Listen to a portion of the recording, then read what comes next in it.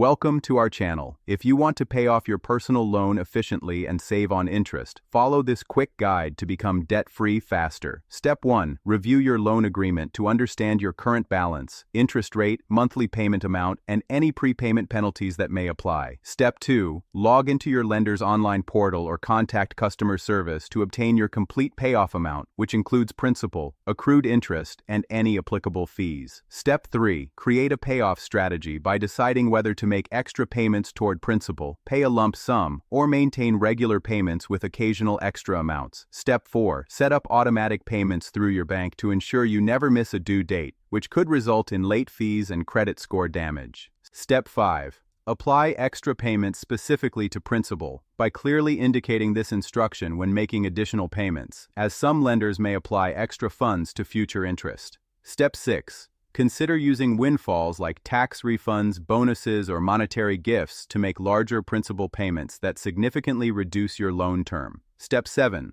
Track your progress monthly by monitoring your decreasing balance and calculate how much interest you're saving with each extra payment made. Step 8. Once paid in full, request written confirmation from your lender and verify that your credit report shows the loan is closed with zero balance. Don't forget to like this video and subscribe to our channel.